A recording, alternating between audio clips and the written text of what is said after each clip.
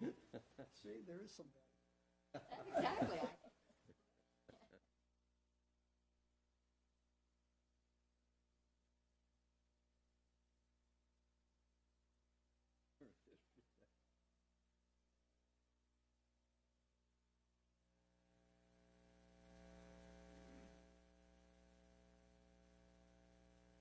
The clock is off. Well, I got it right here.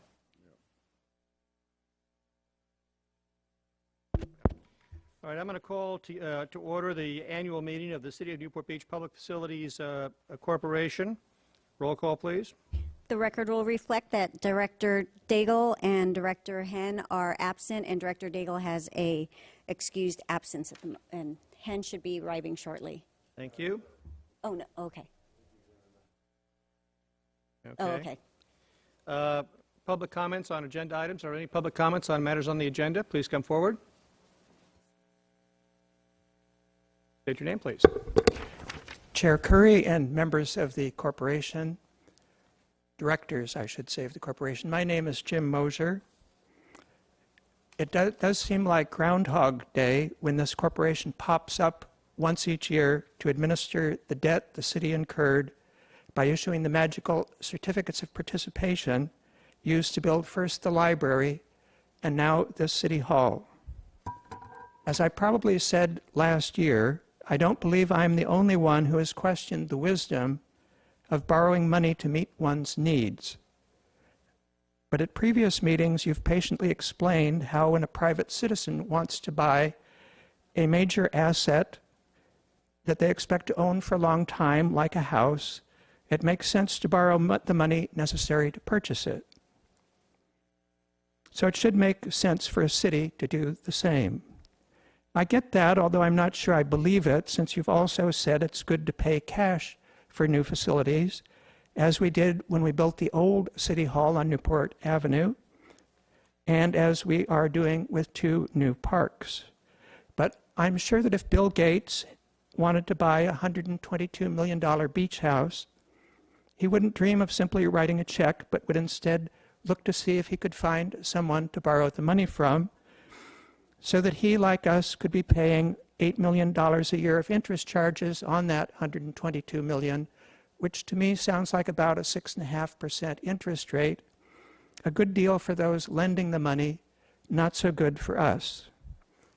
I realize there's other ways to look at it, but to me that means that the $8.8 million that we have budgeted towards new facilities in this year's CIP could be essentially twice that if the $8 million we're spending on this facility interest cost were not going there towards interest.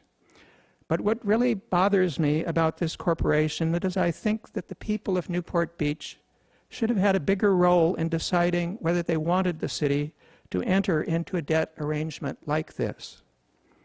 They tried to ensure that they would have oversight over the city's indebtedness in 1954 by enacting Section 1109 of the City Charter, which prohibits the city from issuing bonds backed by the full faith and credit of the city without the approval of 2/3 of the voters. And before you tell me that these bonds are not the general obligation bonds referred to in the Charter, I view that as being like quibbling over the often indistinguishable distinction between taxes and fees. This is debt, and it's serious debt, serious enough that we need this special corporation to oversee it, and serious enough, I think, that more than 4 votes should have been needed to say yes to this arrangement. Thank you. Thank you. Is there any other public comment? Please come forward. Director Curry, the rest of the directors of the public corporation. My name is Scott Piotr. I am speaking on a little bit of a question mark, and I don't know if you can answer questions or if staff can answer questions. But as I go through the finance report that's on the agenda tonight, I look at it, and we have $139 million worth of debt that we're paying on our $126 million loan for our $143 million City Hall. So to kind of put that back in order, we have $143 million City Hall, $139 million in interest, we have a total cost of $282 million for the City Hall. The charter is pretty clear about needing to have a vote when you're going to go with general obligation bonds. I know that the certificates of participation skirt around that, but it's a pretty circuitous route to do that. First, as I understand it, the city leases the public corporation, Public Facilities Corporation, the building that we're in now for $1 a year. They turn around and lease it to the city for $8 a foot per month. The city pays those lease revenues, and based on those lease revenues, the Public Facilities Corporation gets to go borrow $126 million, all without a vote of the public, which the charter requires if it was a general obligation bond. I'm not a happy camper on it. I know that this was done in 2010, and there was probably ample opportunity to state that at the time. But as we now are coming to the true cost of what the City Hall is, it's good to note that we've got an extra $126 million of public money that was not approved by the voters. And again, as I understand it, we are sitting here with the Public Facilities Corporation leasing to us in order to justify not having a tax or obligation by the city. The true faith and credit of the city is not on the line to the bondholders as it would be if it was a general obligation bond. It's a small distinction for something where the city charter is pretty clear that when you're taking on debt, and as massive a debt as this is, there should have been something with the voter, or the voters should have had a chance to approve it or not approve it. The other question that I've got is the federal subsidy. Well, there's two questions. One is, if we were to pay off or prepay the debt, what is the penalty for prepaying the debt according to the general obligation? Well, I'm sorry, according to the certificates of participation. And then the other question is what happens with Obama's subsidy, I call it Obama's stash, the $44 million that will go towards paying off of our debt if we do pay it off early. Thank you for your consideration. Are there any other public speakers? I will close public comment. Let me just make a couple of comments, because as usual, most of what you said is simply wrong or designed for your political campaign. The debt service, the interest rate on the bonds is not 6%, it's 4.44%. The cost of the City Hall was $67 million. So when you complain about the $140 million cost, what you're really saying is you would not have built the library expansion, you would not have built the parking structure, and you would not have built the park. Because those are the things that add, sit down, you're done, because those are the things that added to the cost. As it relates to the cost of the debt, had we paid cash for the City Hall, which we probably could have done because we're a well-funded city, would not have been able to build Marina Park, and we'd not be able to build Sunset Ridge Park, and we'd not be able to do the improvements on the west side that we're doing today. So that's why we do it the way we did. Also, were we to do general obligation bonds, as you recommend, that would have involved a property tax. We don't need to raise property taxes to fund this facility. It's well affordable within the budget. And in fact, the Citizens Financing Committee reviewed that and recommended it as part of a long-term capital plan. It did have citizen input, Mr. Mosier, far before you got here. It also is mandated by the voters that we build City Hall at this location, despite the fact that Councilman Selich and I led the opposition to that campaign and said it would cost $100 million to build it on this site. So it was voter approved to be on this site, and we were mandated to do it in accordance with the voter rules. So we'll now move on to the agenda. Election of officers. Is there a motion to... Objection to that. Nominated are the mayor as chairman, the mayor pro tem as vice chairman, and council members to be directors. Is there a motion to move the slate?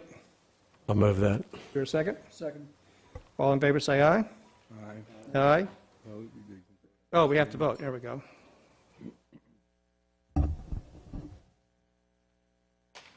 Okay. Hold on one moment. The motion carries unanimously 5-0. There we go. And with that, I'm pleased to turn over the chairmanship to His Honor the Mayor. That was a double cross. Next item on the agenda is approval of the minutes. It would be appropriate to have a motion to approve the minutes. So moved. Is there a second? Second. All right. Please vote.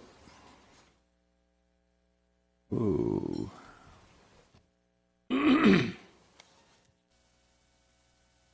The motion carries unanimously 5-0. Our current business is review of the financial report. Does staff have a brief report they'd like to make? Mr. Chair and Board of the Directors, you have detailed staff report in front of you and discussing the nature and the purpose of the Public Facilities Corporation, and really that concludes my comments unless you have any questions about the report. Are there any questions of staff on the report? Seeing none, is there anyone from the public that would like to comment on the report? Seeing none, we'll go to vote. I'll move we receive and file the report. All right, please vote.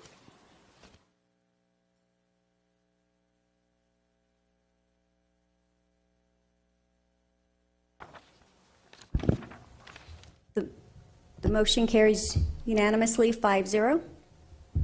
Public comments on non-agenda items. Public comments are invited on non-agenda items generally considered to be within the subject matter jurisdiction of the City Council.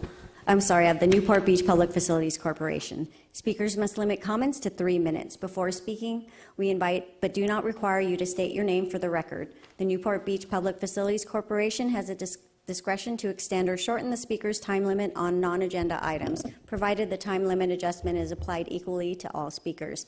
As a courtesy, please turn cell phones off or set them in the silent mode. Is there anyone that would like to make a comment on a non-agenda item? Chair Hill, my name is Jim Mosier, and let me be the first to congratulate you on your election. As I submitted in writing, I would suggest that as part of the Corporation Board's work program this year, and I'm sure you will be very busy, you consider reviewing the bylaws, if for no other reason, to correct the annual meeting date, which is currently supposed to be on the, what does it say, the first Monday in July. Thank you. Thank you very much. Is there anyone else in the public that would like to speak on non-agenda item? Mr. Chair,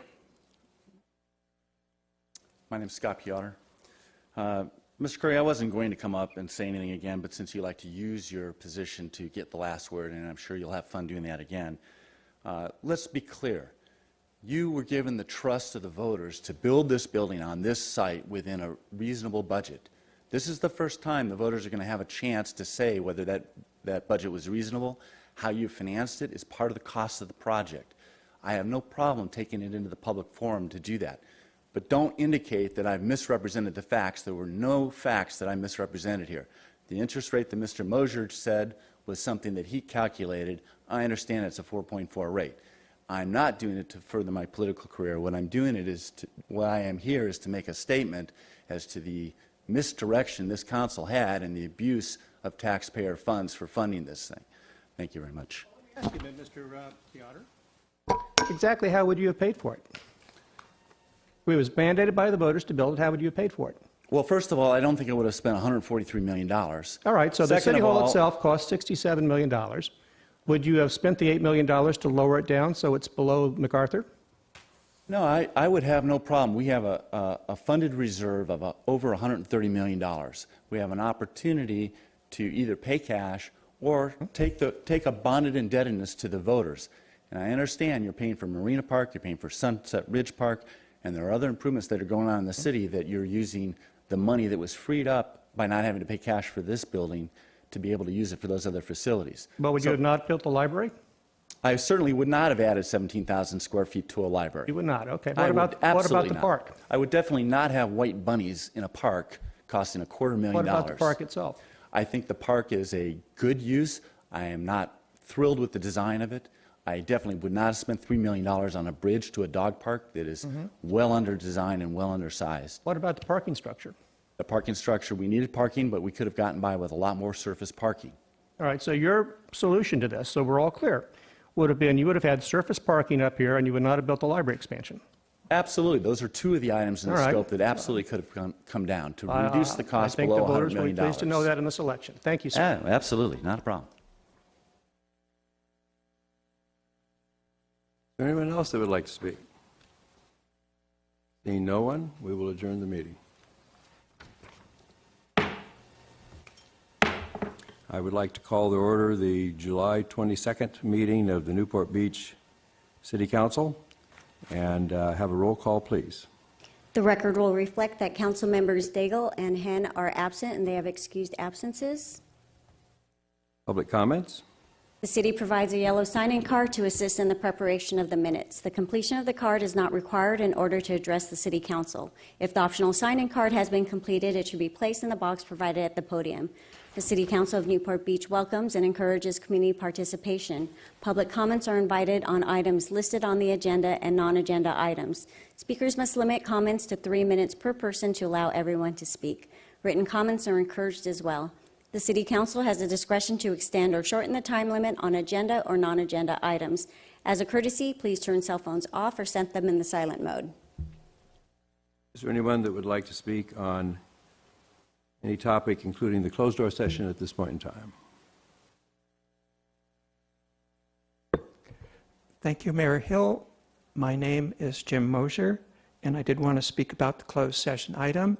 I do notice that there is only one item tonight, and it has to do with the sale of what is sometimes called the Road and Track Building on Monrovia Avenue, a matter that you have discussed at numerous times in past closed sessions. And I would note it says that the item under negotiation, or what you are allowed to discuss in the closed session, is the price in terms of payment for that possible sale of the property.